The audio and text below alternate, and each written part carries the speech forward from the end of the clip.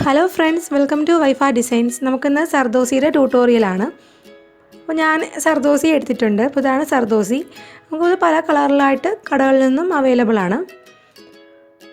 അപ്പോൾ ഞാനിപ്പോൾ ആരി നീഡിൽ ആണ് ചെയ്ത് കാണിക്കുന്നത്. അപ്പോൾ ആരി നീഡിൽ സാധാരണയായിട്ട് സർദോസി വർക്ക് ചെയ്യുമ്പോൾ നമ്പർ 23 അല്ലെങ്കിൽ 24 ആണ് എടുക്കുന്നത്. അപ്പോൾ നമ്മുടെ സർദോസിയുടെ ഈ ഒരു വലിപ്പം ഇതിൻ്റെ ഹോൾ അനുസരിച്ചിട്ട് നമുക്ക് നമ്പർ 14 നീഡിലും എടുക്കാനായിട്ട് പറ്റും. അപ്പോൾ ഒത്തിരി ചെറിയ സർദോസിയൊക്കെ ആണെങ്കിൽ നമുക്ക് നമ്പർ 23 അല്ലെങ്കിൽ 24 മാത്രമേ ഈ ഒരു സർദോസി കയറി പോകുകയുള്ളൂ. അപ്പോൾ ഒരു മീഡിയം സൈസ് സർദോസിയൊക്കെ ആണെങ്കിൽ നമുക്ക് നമ്പർ 14 നീഡിൽ വെച്ചിട്ട് ചെയ്യാനായിട്ട് പറ്റും. അപ്പോൾ ഞാനിവിടെ നമ്പർ 14 വെച്ചിട്ടാണ് കാണിക്കുന്നത്. അതുപോലെ തന്നെ നമുക്ക് സാധാരണ നോർമൽ സ്വീൻ ത്രെഡാണ് വേണ്ടത്. സർദോസിയുടെ പ്രത്യേകത എന്ന് പറയുന്നത് ഇത് സ്പ്രിങ് ടൈപ്പാണ്. അപ്പോൾ ഈ ഒരു നമ്മളതിങ്ങനെ വലിച്ച് പിടിച്ചിട്ട് വേണം ചെയ്യാനായിട്ട്, കട്ട് ചെയ്തെടുക്കാനായിട്ട്. അപ്പോൾ ഒത്തിരി വലിച്ച് പിടിക്കരുത്. ഒത്തിരി വലിച്ച് പിടിച്ചാൽ ഇതുപോലെ ഇങ്ങനെ ആയിപ്പോവും.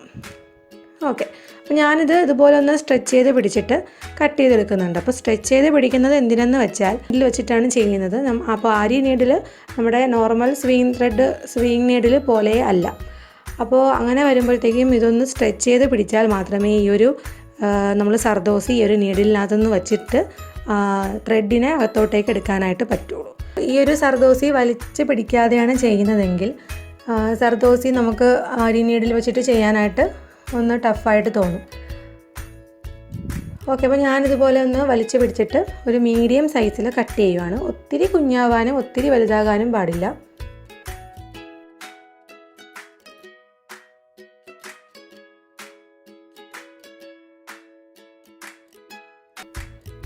ഓക്കെ, അപ്പോൾ ഞാനിതുപോലെ ഈ ഒരു നീഡിലിനകത്ത് സർദോസിയെ വച്ചിട്ടുണ്ട്.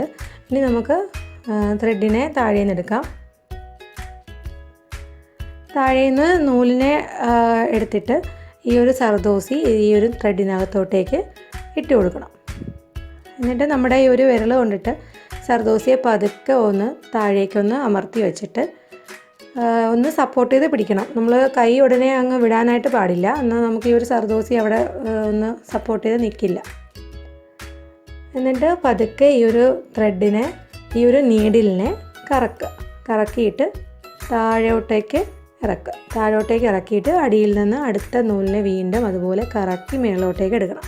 അപ്പോൾ നമ്മുടെ ഈ ഒരു നീഡിലിൻ്റെ ടിപ്പ് എപ്പോഴും നിങ്ങൾ ഈ ഒരു നമുക്ക് ഈ വർക്ക് ചെയ്യുന്നതിൻ്റെ ഡയറക്ഷനിലോട്ട് തന്നെ പിടിക്കുക.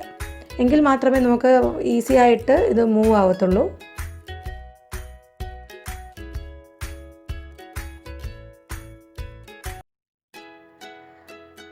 അപ്പോൾ ആദ്യമൊക്കെ ചെയ്യുമ്പോൾ സർദോസി നമുക്ക് ആരി നീഡിൽ വെച്ച് ചെയ്യാനായിട്ട് ഒരുപാട് ബുദ്ധിമുട്ട് തോന്നും. അപ്പോൾ ഒരുപാട് പ്രാക്ടീസിങ്ങിലൂടെ നമുക്ക് വളരെ ഈസി ആയിട്ട് സർദോസി വർക്ക് ചെയ്തെടുക്കാനായിട്ട് പറ്റും. നോർമൽ നീഡിലിനേക്കാളും വളരെ വേഗത്തിൽ നമുക്ക് ആരി നീഡിൽ വെച്ചിട്ട് സർദോസി വർക്ക് ചെയ്യാനായിട്ട് പറ്റും. നോർമൽ നീഡിൽ വെച്ചിട്ട് നമ്മൾ ചെയ്യുമ്പോൾ ഈ ഒരു സർദോസി നമ്മൾ ഓരോ സർദോസി പീസായിട്ട് കട്ട് ചെയ്തിട്ട് നമ്മൾ കറക്റ്റ് അളവ് കട്ട് ചെയ്തിട്ട് നമുക്ക് ചെയ്യാനായിട്ട് പറ്റൂ. പക്ഷേ ആരി വർക്കിൽ അങ്ങനെയല്ല. ആരി വർക്കിൽ നമുക്ക് ഔട്ട്ലൈൻ സ്റ്റിച്ചൊക്കെ വളരെ എളുപ്പത്തിന് സർദോസി ഉപയോഗിച്ച് ചെയ്യാനായിട്ട് പറ്റും. ആരി വർക്കിൻ്റെ ഇതിപ്പോൾ സർദോസി വർക്കിൻ്റെ ആരി നീഡിൽ വെച്ചിട്ടാണ് ഞാൻ ചെയ്തിരിക്കുന്നത്. നോർമൽ നീഡിൽ വെച്ചിട്ട് എങ്ങനെയാണ് ചെയ്യുന്നതെന്ന് ഞാൻ ഉടനെ അടുത്തൊരു വീഡിയോയിൽ കാണിക്കുന്നുണ്ട്. അപ്പോൾ നമുക്ക് ആരി നീഡിൽ വെച്ച സർദോസിയിൽ outline, leaf, button hole, satin ഇങ്ങനെയുള്ള സ്റ്റിച്ചൊക്കെ നമുക്ക് ചെയ്തെടുക്കാനായിട്ട് പറ്റും. പിന്നെ നമുക്ക് ലേസി ഡേസി അതുപോലുള്ള ചെയിൻ സ്റ്റിച്ച്, പിന്നെ നമുക്ക് റിങ് സ്റ്റിച്ച് അങ്ങനെയൊക്കെ ചെയ്യണമെങ്കിൽ നമുക്ക് സാധാരണ തയ്ക്കുന്ന നീഡിൽ വെച്ചിട്ടേ നമുക്ക് ചെയ്യാനായിട്ട് പറ്റും. അതൊന്നും നമുക്ക് ആരി നീഡിൽ വെച്ചിട്ട് ചെയ്യാനായിട്ട് പറ്റില്ല. അപ്പോൾ എൻ്റെ ഈ ഒരു വീഡിയോ നിങ്ങൾക്ക് മനസ്സിലായിട്ടുണ്ടെങ്കിൽ തീർച്ചയായിട്ടും ലൈക്ക് ചെയ്യണം.